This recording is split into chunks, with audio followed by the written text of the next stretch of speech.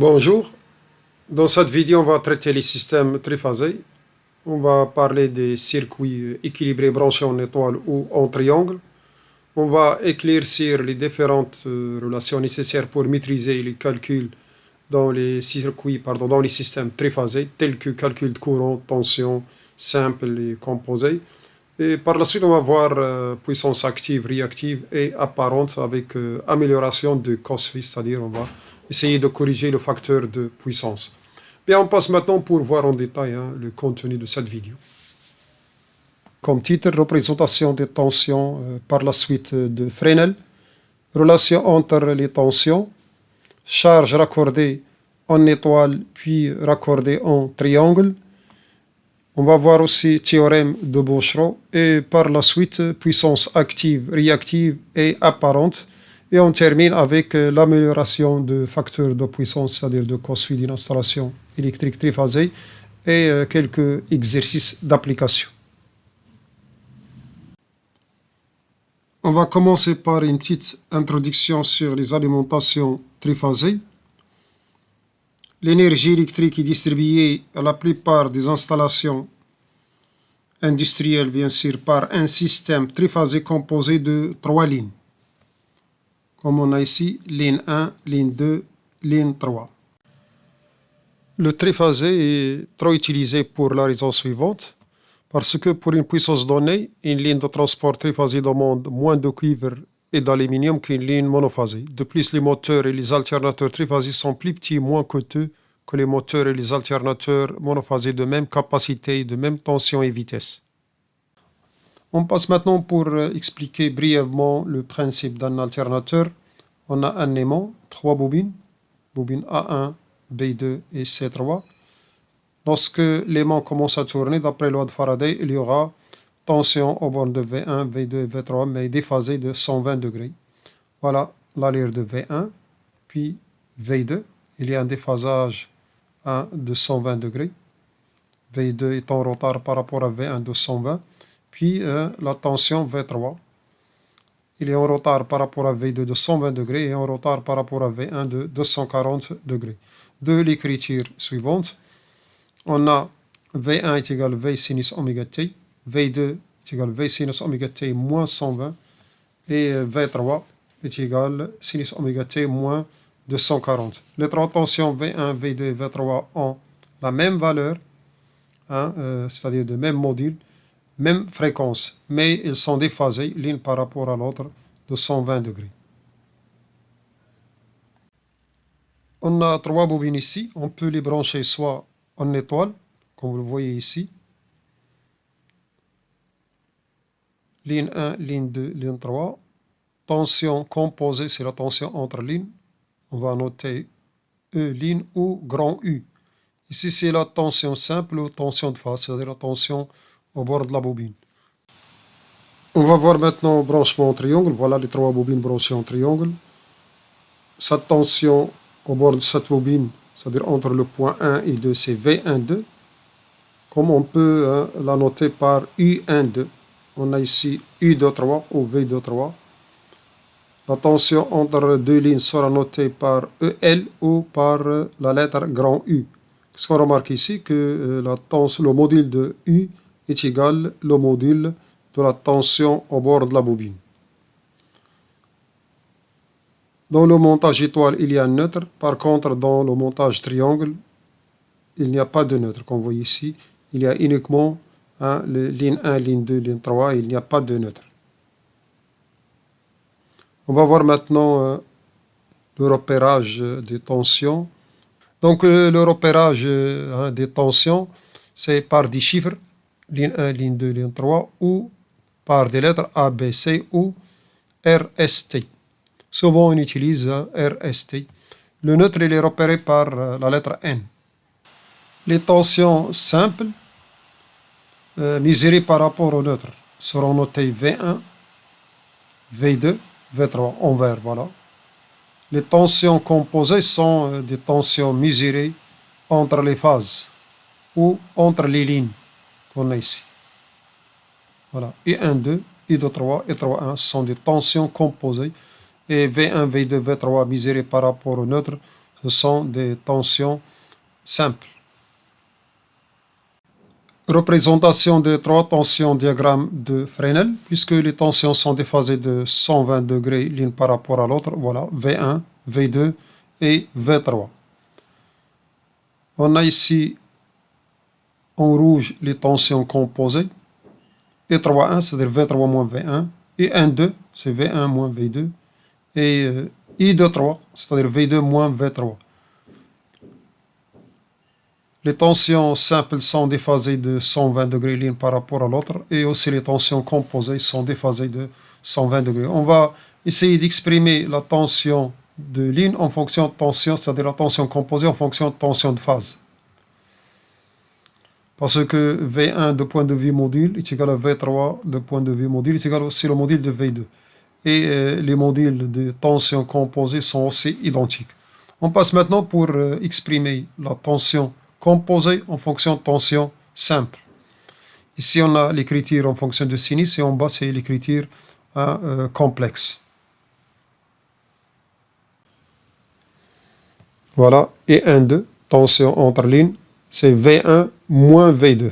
C'est V1 plus moins V2, voilà V2, dans ce sens-là, moins V2 dans le sens opposé. Ici, il y a un angle 30, de même ici, il y a un angle 30, voilà.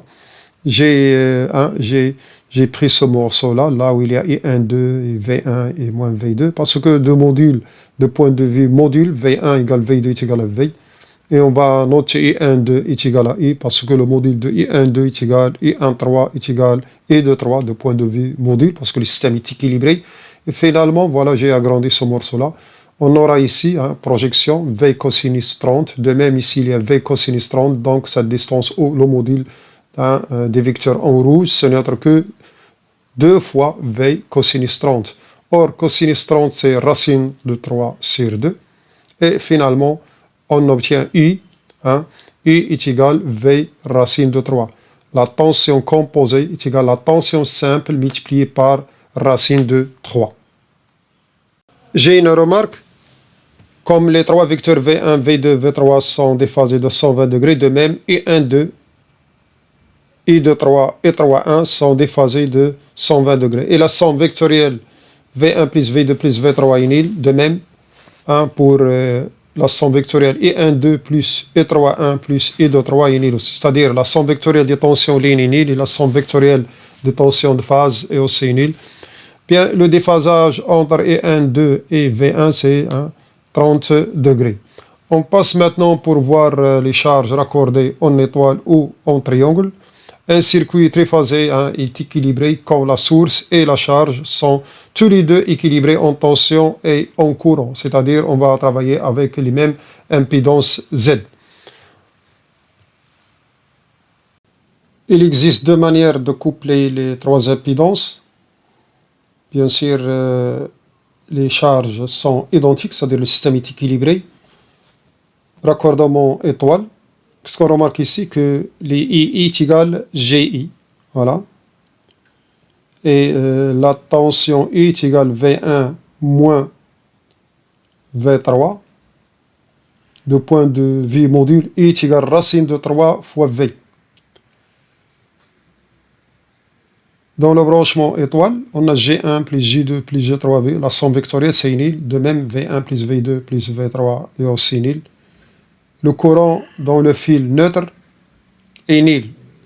Donc, on n'aura pas besoin. Le neutre n'est pas nécessaire, sauf pour protéger le système en cas de déséquilibre. C'est-à-dire, lorsqu'il y a un changement d'une impédance Z, la tension va varier aux bornes des autres charges. Et comme ça, on aura un système déséquilibré pour protéger, pour garder les tensions aux bornes de chaque charge est égale au module de V. On doit utiliser le neutre. Bien. Relation à retenir. I égale à J, de point de vue module, et I est égal à racine de 3 V. On va voir maintenant les puissances. On va utiliser théorème de Bouchereau. P est égal à la somme de PI, de même Q est égal à la somme de QI pour la puissance active et P pour la puissance active et Q pour puissance réactive. On a trois charges. P total est égal à la somme, hein, P1 plus P2 plus P3. Or, les puissances, les charges sont identiques, donc P1 égale P2 égale P3 égale à P. On aura P égale 3 fois Pz égale à 3 V fois J fois cos phi. On sait bien que I est égal à J et I est égal à racine de 3V, c'est-à-dire V est égal à I divisé par racine de 3. Finalement, on aura P est égal à racine de 3 I cos phi. Relation à retenir, la puissance dans le cas de branchement étoile est égale à 3 Pz égale à 3 VI cos phi est égal à racine de 3 I cos phi.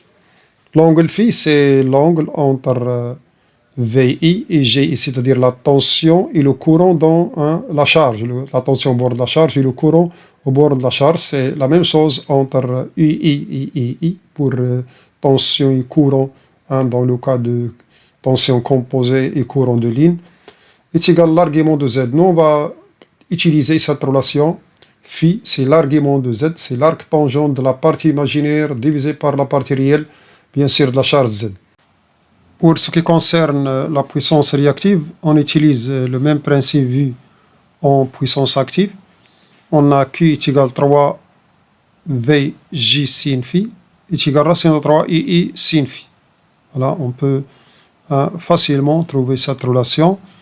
La puissance apparente, ce n'est autre que S égale racine de 3 UI. Facteur de puissance, c'est cos phi. C'est égal à P divisé par S. Parce que P, c'est racine 3 UI cos phi. Et S, c'est racine 3 UI. Lorsqu'on fait le rapport, racine 3 UI se simplifie, le reste uniquement cos phi. On va voir un exemple. 3 résistances R égale à 100 en branché en étoile. Tension, c'est 380-50 Hz. Bien sûr, tension de ligne. Calculer la tension de phase et le courant de ligne. Calculer la puissance consommée par chaque charge ou par chaque résistance et la puissance totale. On passe à la réponse. On sait bien que I est égal à racine de 3V, c'est-à-dire V est égal à I divisé par racine de 3. 380 divisé par racine de 3, c'est l'ordre de 220 volts. Le courant, c'est la tension de phase divisée par R, c'est 2,19 ampères. La puissance dans chaque résistance, c'est RIR au carré, c'est égal à 100 fois 2,19 au carré. On trouve 481,19. La puissance totale, c'est 3 PR, c'est 3 fois la puissance dans chaque charge. On trouve 1443 watts. Comme on peut utiliser ces racines de 3 I, cos phi est égal à 1 parce que le déphasage dans la résistance tension courant c'est nul. Et on trouve la même valeur. Je termine cet exercice par une remarque. Les charges sont purement résistives, donc le déphasage phi égale à 0. Sin phi égale à 0, c'est-à-dire la puissance réactive Q égale à 0 var, et S égale à P est égal à racine de 3 fois la tension de ligne U fois le courant de ligne I. Après avoir terminé cet exercice, on passe maintenant pour voir les charges raccordées en triangle. Voilà le raccordement. Les trois charges ici sont raccordées en triangle, soit dans ce montage ou dans l'autre. Qu'est-ce qu'on remarque ici? Que la tension entre lignes, c'est celle appliquée à la charge. De point de vue module, on a I1, 2 est égal à I2, 3 est égal à I3, 1 est égal à U. C'est-à-dire V est égal à U. Pour calculer I, un courant de ligne, on a I1, parce que I1 égale I2 égale I3 de point de vue module. On va s'intéresser à un seul courant. Par exemple, I1 est égal à J12 moins J31. On applique la même méthode vue précédemment pour trouver la relation entre V et U dans le montage étoile. On va, c'est le calcul vectoriel, on va trouver I est égal à racine de 3 fois J. C'est-à-dire est égal à 2J cos 30, c'est racine de 3 fois J. I, c'est la tension composée ou entre lignes. Et V, c'est la tension simple, c'est-à-dire la tension de phase. On va voir maintenant les différentes expressions des puissances. Pour la puissance active et réactive, on utilise le théorème de Bochron. On aura P est égal à 3V fois J fois cos phi, c'est-à-dire racine de 3 I cos phi. Q est égal à 3V fois J fois sin phi, est égal à racine de 3 I sin phi. La puissance apparente S égale racine de 3 II. Cos phi, c'est P divisé par S, facteur de puissance. Phi, c'est l'argument de Z. Triangle de puissance, comme vous le voyez ici, voilà, il donne S égale racine de P carré plus Q carré. Attention, S c'est différent de S1 plus S2 plus S3. Pour ce qui concerne les unités, la puissance active c'est en watts, puissance réactive en volts ampères réactive var. La puissance apparente, l'unité c'est volt ampère. On passe maintenant pour voir l'exemple. 3 résistances R de valeur 100 ohms branchées en triangle sur un réseau triphasé. La tension ligne c'est 350 Hz. Comme question, comme on a déjà fait pour le cas étoile, calculer la tension de phase V et le courant ligne. Par la suite, calculer la puissance consommée par chaque résistance et la puissance totale. Voilà, en couplage triangle, on sait bien que V égale à I. Et par la suite, on aura cette égalité. Le courant, c'est la tension divisée par la charge. Si IR divisé par R, on trouve 3,8 ampères. Le courant de ligne est égal à racine 3 fois IR, on trouve 6,58 ampères. La puissance dans chaque résistance, c'est en autre que I au carré divisé par R, on trouve 1444 watts. La puissance totale, il est calculé soit par théorème de Bouchot, soit par cette expression racine 3 I ligne cos phi. Phi égale à 0, c'est-à-dire cos phi égale à 1, et on trouve 4332 watts. On va voir les mesures de puissance en triphasé. On peut utiliser un seul wattmètre. Et par la suite, on doit multiplier la valeur mesurée par 3 pour avoir P total. Et si on utilise un ampère-mètre pour mesurer le courant d'une ligne et un voltmètre entre deux lignes pour mesurer la tension, on peut déduire facilement S égale racine de 3 fois le courant mesuré fois la tension mesurée, courant de ligne, tension ligne. Et par la suite, on peut déduire facteur de puissance en divisant P par S. Et comme ça, lorsqu'on obtient la valeur, le facteur de puissance, on peut déduire facilement un Q, égale racine 3 I sin phi. Bien, on passe maintenant pour voir une autre méthode. On peut utiliser 2 wattmètres. Et comme ça, on peut avoir P, c'est la somme. C'est W1 plus W2. Q, c'est racine 3 W1 moins W2. Bien, pour une charge résistive, le déphasage est nul. Pour une charge inductive, l'argument de Z est égal à phi, c'est positif. C'est un argument positif. Et pour une charge capacitive, on a phi négative. On va terminer ce cours par relèvement de facteur de puissance. L'amélioration de facteur de puissance s'effectue au moyen d'une batterie de condensateurs centralisée. Lorsque le facteur de puissance est inférieur à 0,9, il faut le corriger, il faut l'augmenter à 0,93. Comme rappel, on a déjà vu cette relation de P et de Q. Si on divise Q par P, on aura Q divisé par P égale racine 3 I sin phi divisé par racine 3 I cos phi. Et le reste uniquement Q sur P est égal sin phi divisé par cos phi, c'est-à-dire Q est égal à P fois tangente phi. On va commencer par couplage en étoile. Voilà, charge couplée en étoile. De même, les condensateurs sont couplés en étoile. On sait bien que le déphasage entre tension et courant, c'est pi sur 2. C'est-à-dire le courant est en avance de pi sur 2 par rapport à la tension. C'est-à-dire la tension est en retard. Voilà, la tension est en retard de pi sur 2. Donc l'argument de Z, c'est moins pi sur 2.